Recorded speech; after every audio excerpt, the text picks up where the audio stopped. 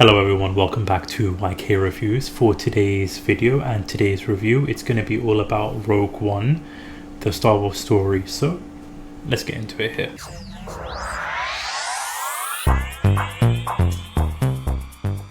So with Andor coming up on Disney Plus later on this month, I thought it'd be a perfect time to review the movie Rogue One, which is essentially a sequel to what's going to be Andor, or Andor's going to be a prequel to this movie, essentially, like however you want to put it. So let's get started with this review here. Now this is most likely going to be a spoiler review. There's just a lot to talk about here and get into like specific details when it comes to like spoilers. So if you haven't seen the movie, I would definitely first off recommend this movie. It's on Disney Plus. Go watch it. It's just such a great movie. It's one of the better sequel Star Wars movies, so highly recommend it. But if you haven't seen the movie, you have been warned. This is going to be a spoiler warning. So what this movie is about is essentially a scientist who's been working on the Death Star, whose name is Galen Orso. He has figured out a way of tweaking the Death Star. There's a specific part in the Death Star where he has manipulated it, so where there's a weakness in the Death Star essentially, and it's up to a group of people to try and get those plans from the Empire to try and ruin the Empire's plans with the Death Star and everything like that.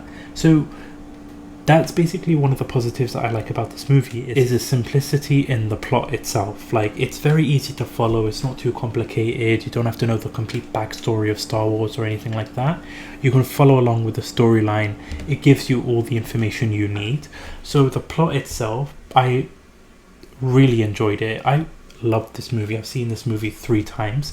The latest one I watched a couple of days ago in preparation for the Andor series, and it's a very good movie, I have to say. I think what I enjoyed even more though is that because I just recently finished watching the Star Wars Rebels, and that's discussing how the Rebel Alliance and like how they built all of that up, this is kind of like not a sequel to it or anything like that, but it kind of just completes the story. You follow along the story. It's a continuation essentially.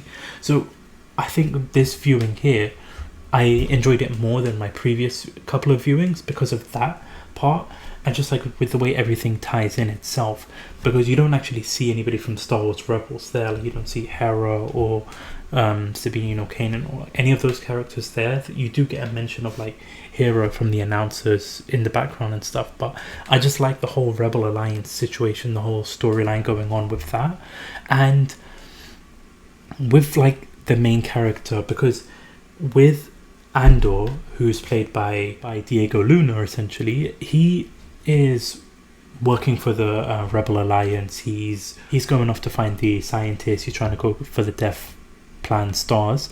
But when it comes to this specific movie itself, you kind of see like a darker side to the rebels and like what they have to do. They're kind of like more you kind of see more of like a twisted side to them, more of like them pushing the limits to like what they have to do to obtain information.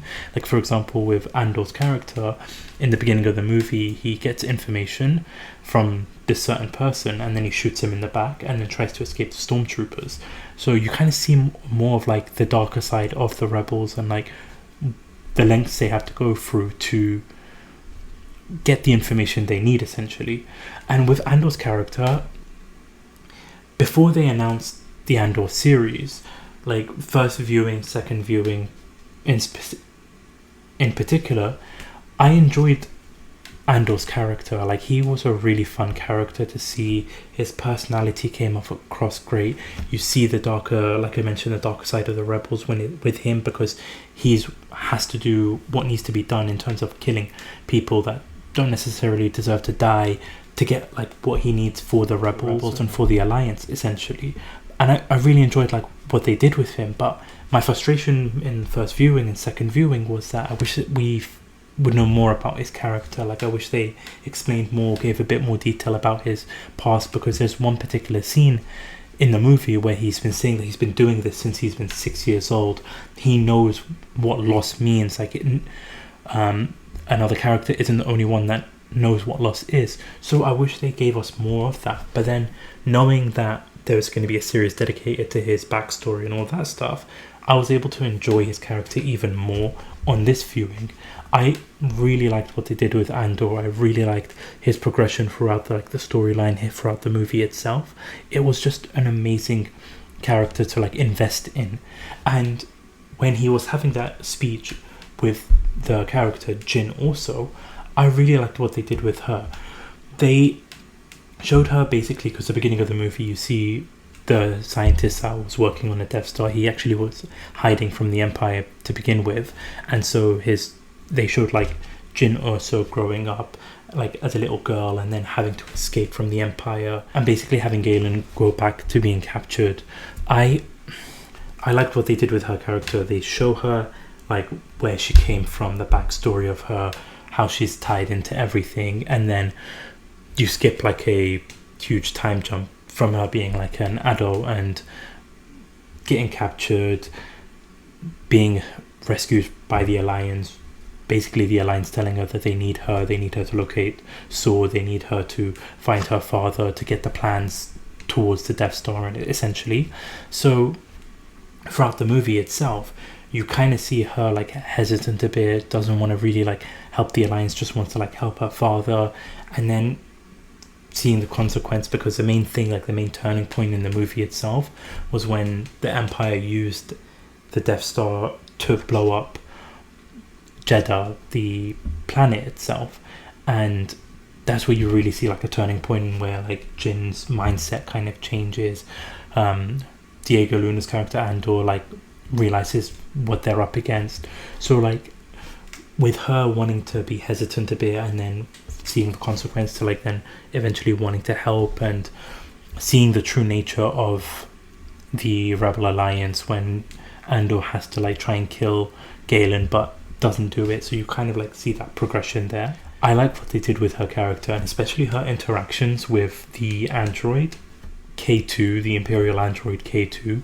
Like with Star Wars, the way they write the androids, you really enjoy their characters. Like K2 was so funny in the movie itself, like his banter with the characters, his humor, his one-liners he brings to the table. It was so fun to watch, and his interaction with him and Jin and like their like back and forth was so funny, and I really like what they did. Like, and it's the same with most Star Wars like movies and shows and stuff. They do such a good job with the androids that you invest in their character and you really enjoy like what happens to them and like what they bring to the table. So I was genuinely gutted to see what happened to K2 towards the end, sacrificing himself. But they made Jin's character like earn what she did in the movie, like towards the end of the movie, which we'll discuss later on, like getting the plans and fighting off like people in the Empire. They wrote her character really well, so I was really happy with what they did with her character and the other characters in the movie as well. So you've got like the blind guy and his friend. Those two were such a fun introduction to the team itself. Like they brought so much to the table. They were very useful. They weren't just like side characters, and even though you got very little details from them and like what their backstory is, you really feel it when towards the end, when they like what happens to them in the final battle and everything like that.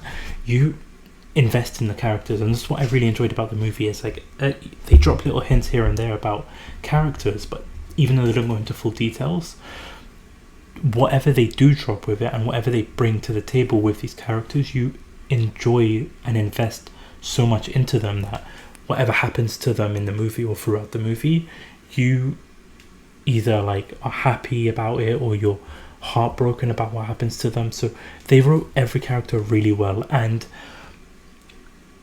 when they introduced Saw Gerrera, played by Forrest Whitaker, I really enjoyed Saw Gerrera's character. Like he was introduced in the Clone Wars and in the Rebel show, like the animated series. I really enjoyed like his episodes when I was watching them, and I really liked his character. So then when they brought him to the big screen, and like Forrest Whitaker did such a fantastic job playing it. And what I really like about Saw Gerrera is he's the epitome and the definition of what this war does to people, and it's affected him so much. So he did such a fantastic job in this role, and they really did an amazing job with Saw Gerrera. I only wish that we had more scenes with him, because as you know what happens with the Death Star hitting the planet, essentially killing Saw Gerrera because he was refusing to leave his camp. I just wish there were more scenes with him, and I'm excited to see him in the Andor series and like what him and his interaction with Andor. So I really liked Forrest Whitaker. I think he's a perfect role for Saw Gerrera. So those little scenes, like those little characters, they really made the movie. They really gelled the movie together, I feel like. And even the rogue pilot Bodhi, he was a fantastic addition and a really great character in the movie, and his contribution as well. Like, he basically helped out the rebels. He gave the information. He was like the catalyst to, basically, because he was Galen's messenger essentially, so he basically sent the message. I enjoyed his character a lot in this movie. So the whole team, like, there was no bad character. There wasn't like a character that just felt like unnecessary. They did so much to like write these characters so well, and it was so well developed. They made the movie a great watch, I feel like. And we have to talk about the plotline with the Empire itself, because like essentially the Empire trying to stop these rebels, trying to stop them from getting the plans and ruining the plans to the Death Star and like world domination, I guess. So you have this director Krennic, who is trying to like chase down these rebels, knowing that Galen is the one trying to like infiltrating the Empire and doing everything he can to stop these rebels.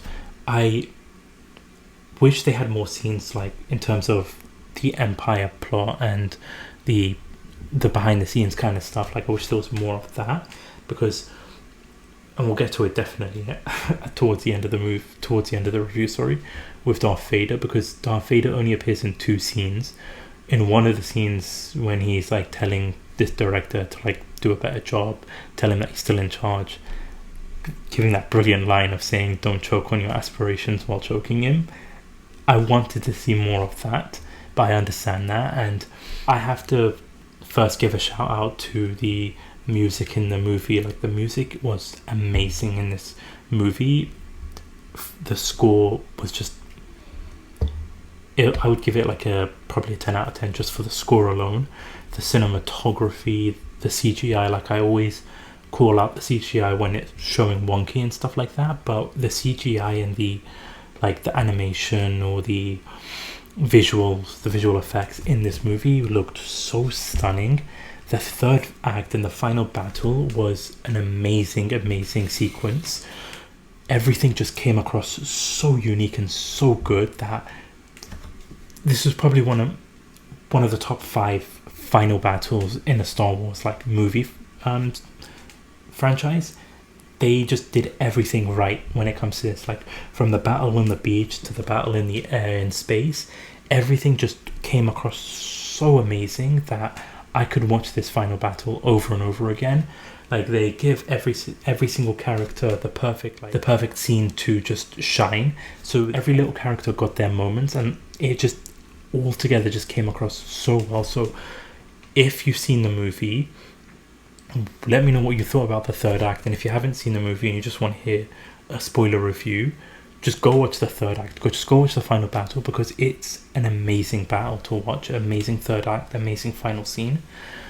That's one I would highly recommend. But eventually, as you know, like, they do get the plans to the Death Star. They send it to the rebels, and we have to talk about that final scene in the movie with Darth Vader. Like, his 2 scenes, the one with the hilarious line of not choking on the aspirations, and then his final scene, his second scene, where he just annihilates these like pilots, and what he does as he's going across the ship, the lighting shots, the lightsaber, the cinematography, the camera work, just everything about that scene just was so great to look at. And the way just Darth Vader just rips apart people left and right using the Force, using the lightsaber, it was such a perfect way to end this movie.